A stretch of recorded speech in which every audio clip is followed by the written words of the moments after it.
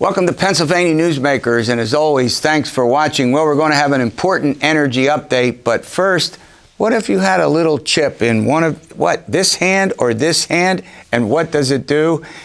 I think you'll believe this, and we'll get to it after these words. This is Pennsylvania Newsmakers, a fast-paced, unrehearsed weekly discussion with and about the leaders who shape your world. And now, here's your host, Terry Madonna.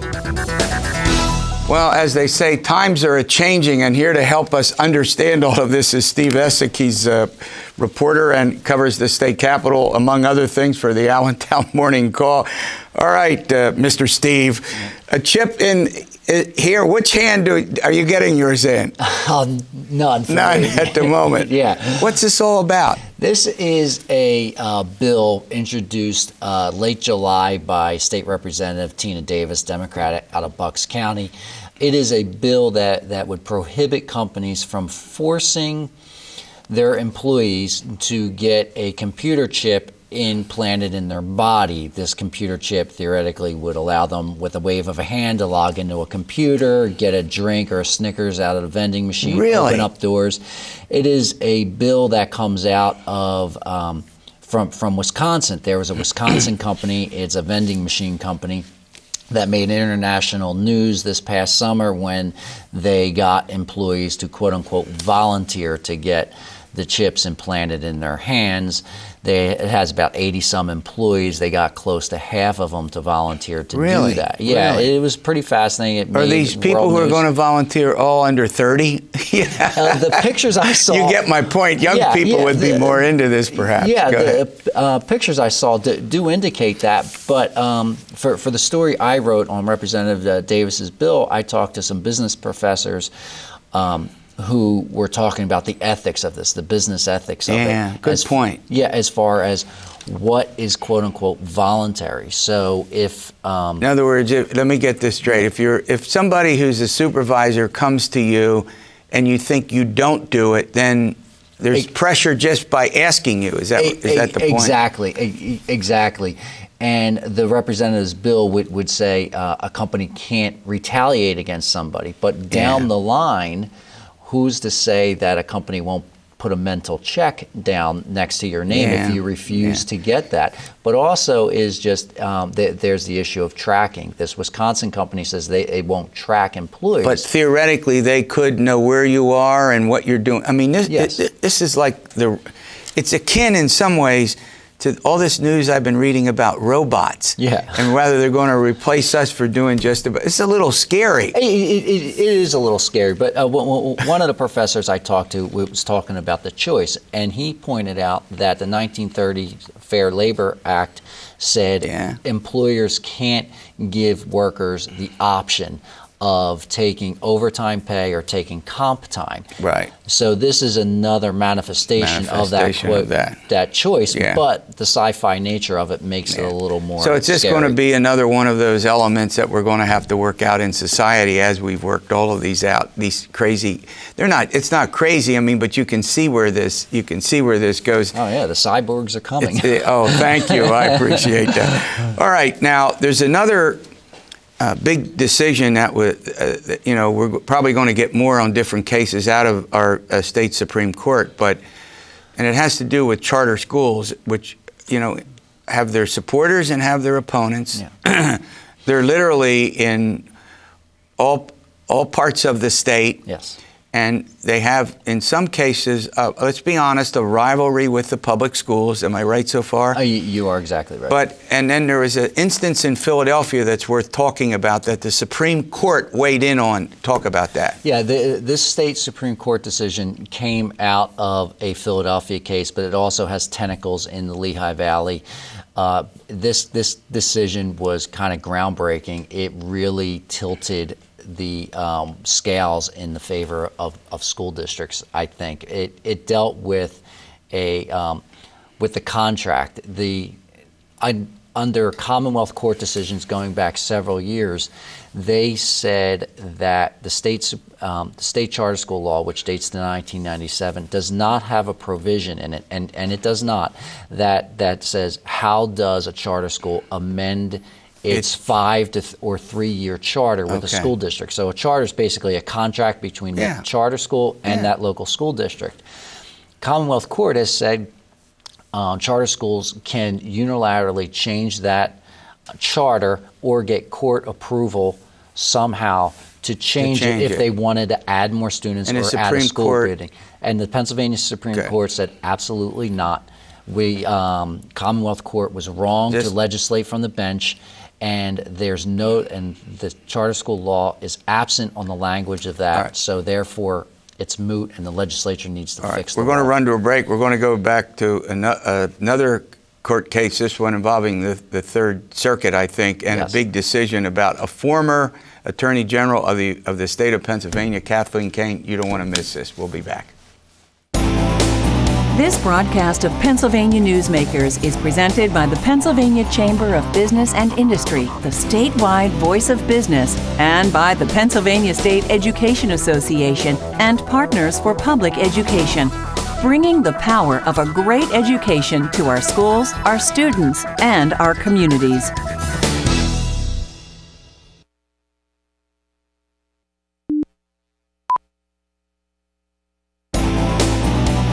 This broadcast of Pennsylvania Newsmakers is brought to you by the Pennsylvania Highway Information Association, the go-to source to learn about transportation projects and issues. Please visit pahighwayinfo.org. And by the Pennsylvania Manufacturers Association. Business in Pennsylvania is our business. Well, I'm chatting with Steve Esack from the Allentown Morning Call. We're talking about a variety of things, and we had there was a case before got to the Third Circuit. It's an appeal of Kathleen Kane. You may remember her. She was the Attorney General of the state of Pennsylvania and got into legal problem, was convicted of several counts.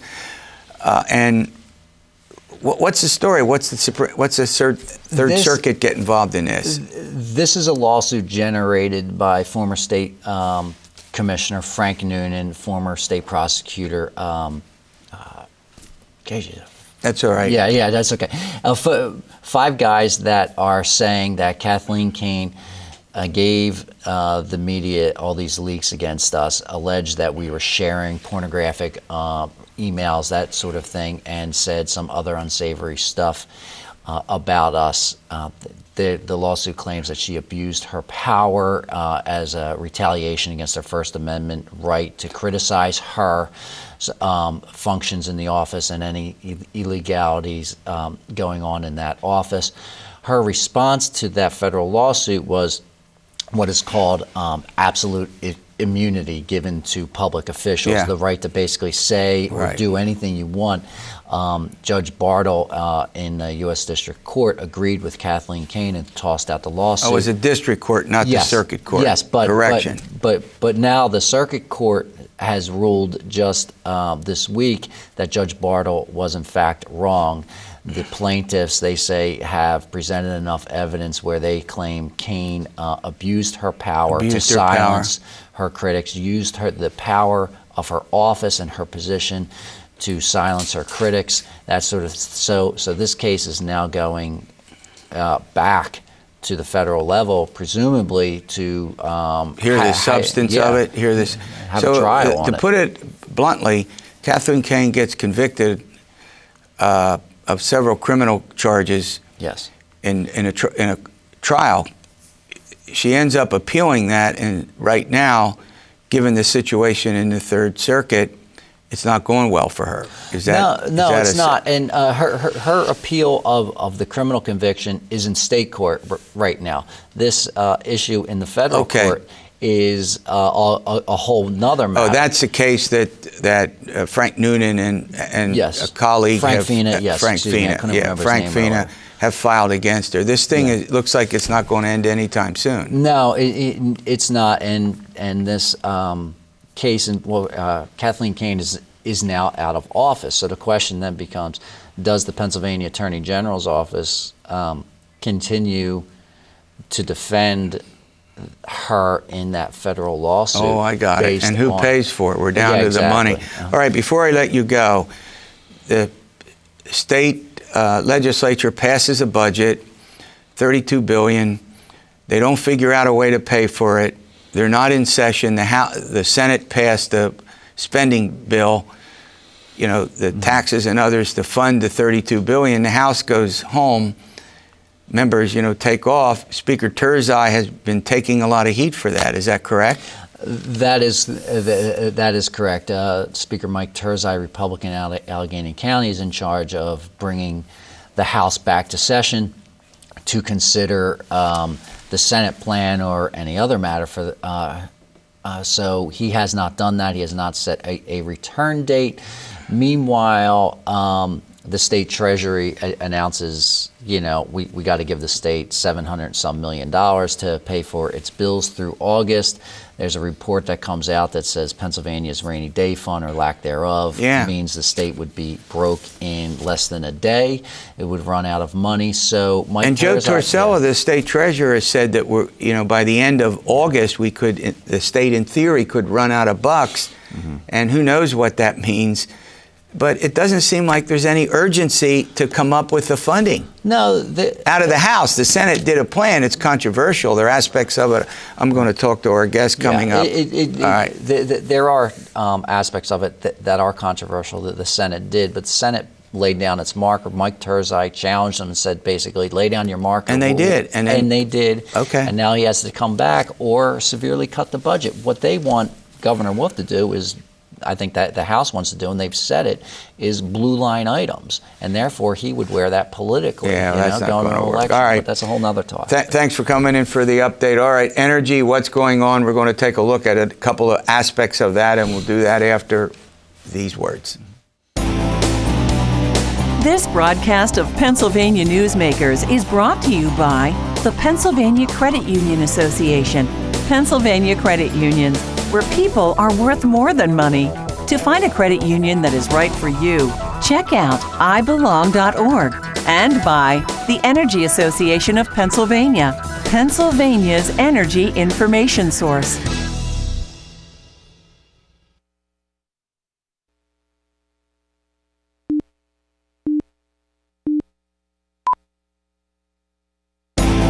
This broadcast of Pennsylvania Newsmakers is presented by the Hospital and Health System Association of Pennsylvania, working towards a healthy Pennsylvania. All right, we're going to take a look at energy and taxes and the state budget and utilities, and we're going to get into a bunch of things that affect you at home. Joining me is Terry Fitzpatrick. He's the president and CEO of the Energy Association of Pennsylvania, and Sam Denisco. He's the vice president of government affairs for the Pennsylvania Chamber of Business and Industry. All right, Terry, let me start with you. You have a deep concern about this budget, which leans heavily. Let me set this straight. We talked about it in the last segment. $32 billion. No general tax hikes, you guys agree? No sales tax, no income. So to fund the budget, state lawmakers have gone to a whole variety of different taxes, and you have a concern, particularly as you've been writing, over utilities, which are going to raise the taxes for the common. You see where I'm heading with this? So. Yeah, that's correct, Terry. We're working with the other business groups because I think we're all concerned about energy taxes and energy costs across the board. But with respect to the utilities, we have a particular concern with the plan to raise over $400 million by new taxes on utilities. As regulated utilities, we have a right to recover that tax liability. So it's really a tax on utility customers, and we're being frank about that. It gets passed along. And it gets passed along. Don't most people know that? I mean, come on, they know it's going to be, right? Well, that's exactly correct. But the bill comes from the utility rather than from the state, but it's state government expenses. But, the bigger concern with this is it really hits large energy users very hard. And there's really no good reason why they should be paying such a disproportionate amount of the costs of state government, really, but that's one of the impacts of recovering those costs in this way. Yeah, I want to. We'll get into a couple of other ones, but I want to ask you a more general question, and it has to do with the business climate in this state. What's your general observation about where we stand in terms of ability to create jobs? And our unemployment typically has been around the national average, but Has there been a spurt? The stock market's up, the national folks looking for jobs, that people who dropped out of the workforce, they're now getting back into it. Things are looking better. What's your overall assessment of that? It's something we're always looking at. Yeah. And it's a great question. We need to be competitive, and we're competing with neighboring states. We're competing worldwide. We do lag behind, if whatever comparative analysis you look at, we do lag behind in job creation, and this is what concerns us so much, in that the one competitive aspect of Pennsylvania is the gas we're sitting on and our energy. We're a net exporter of energy. And what we've seen is proposals that would tax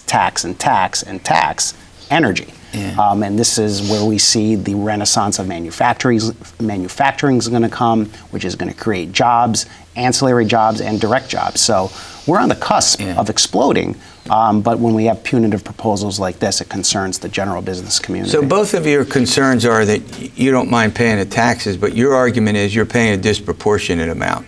That's right, Terry. And I think we have all said that we understand the difficult situation that lawmakers are facing here. That really comes about because, as Sam said, because of the economic climate in the state, which isn't where we'd all hope it would be. Yeah. So we do understand that, but we're saying when you need to do this in a way that fairly allocates the cost of state government, and doing it through these energy taxes does not do that, and it hurts us economically. I want to run to a break. When I come back, I'm going to put you both on the spot. Why not, right? That's why you're here. I want to ask you about the shale tax. It's popular with voters.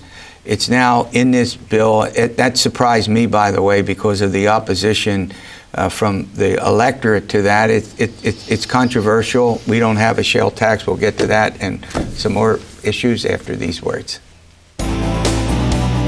This broadcast of Pennsylvania Newsmakers is brought to you by the Pennsylvania Medical Society. Inspired physicians committed to the good health of Pennsylvanians and the advancement of the practice of medicine. And by the Pennsylvania Healthcare Association, advancing quality, improving lives.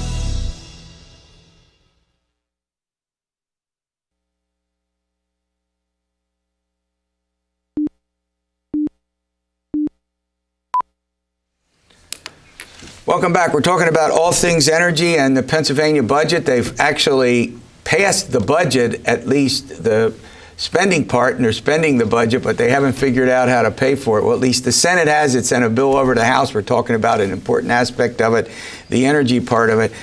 All right, Sam, I'm going to go to you immediately. Shale tax, it's overwhelmingly popular, which is why they've done it. Governor Wolf has pushed it. There's not the same support from the business community opposed to it. Take it. No. I think the general misunderstanding from the public is that there is a shale tax, and it's been called an impact fee. It was a deliberative process in the Corbett administration. It's set at the depending on wells. It's a tax on an individual well. The severance tax, which we talk about, is a tax on the amount of cubic feet extracted from the well. We're the only state that doesn't have a shale tax, severance tax. And we're the only state that has an impact fee. Did I get that right? I think I did. Go ahead. I want to explain that for our viewers. You got it exactly. So what's the opposition? Tell me why. Well, the opposition is that with this particular proposal, you're essentially taxing gas 4 times. You're taxing it at this impact fee per well, which the money goes to the counties, not the general fund. So that's the big distinguishing factor there. You're taxing it with the proposed severance tax when it comes out of the ground. You're taxing it at the consumer level with the gross receipts tax, and you're taxing it if the companies make money via an income tax. So you're going from taxing it twice to taxing it 4 times, and we think that's overly harsh and punitive. And if you look at the comparative analyses of what other states have realized via their severance taxes compared to our impact fee, you'll see that Pennsylvania has paid. Part of it, Terry, you were a former public utilities commissioner. You've been following a lot of this state business for a long time. It seems to me that at the heart of this is the stronger opposition to sales and income taxes. And so when they try to do a budget and the budget increase this year is fairly modest, let's be honest. The governor only proposed 1.8% increase, fairly modest. it comes that they don't want to do the Broadway-based taxes because they're popular, so they go to the more popular taxes. You know, the shale tax is popular. You know, you guys obviously make a point about, you know, it's not good for business.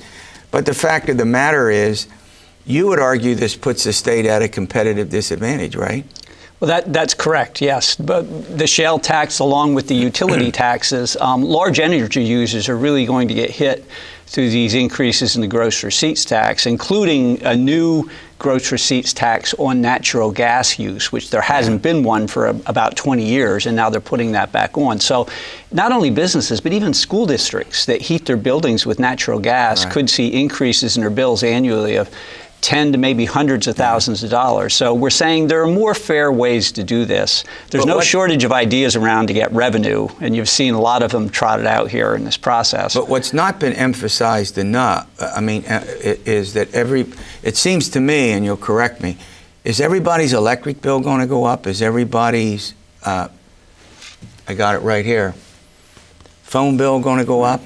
It seems to be that the average consumer is going to pay more, they're just going to pay differently. Is that correct? That's correct, except there are some folks that will escape some of this. For example, the new tax on natural gas does not apply to heating oil. So if you're a heating oil customer, you escape it. If you're a natural gas customer, you'll pay it. So there are other equities. It misses certain people. So yes, it hits the broad population, but it creates winners and losers there. All right. There are other methods in here of taxation, and again, I want to repeat, this hasn't passed the State House of Representatives that seems to have taken an extended vacation instead of it being in Harrisburg working on the bill the Senate too. But there's also casinos and liquor are also on the table in this. I've mentioned this because, you know, a lot of viewers, you know, they're going to go and have a beer or have a glass of wine, take it. And with regard to liquor, as your viewers see, you can buy beer and wine in more outlets, and with the House of Representatives has touted one of Speaker Terzai's #1 priorities. That's exactly right. Expand it as much as possible with the end goal of wholesale privatization. Right, So that we've seen proposals with revenue projections to expand the outlets where you can get these sorts of things. Casinos, again, expanding it to satellite casinos, mini casinos, if you will, or video game terminals and bars. We're out of time, but I want to tell you, 44,000 video terminal gaming, that's a lot of expansion. Hey, thanks for the update. Sure. All right, we'll see you next week for another edition of Pennsylvania Newsmakers, and as always, stay well.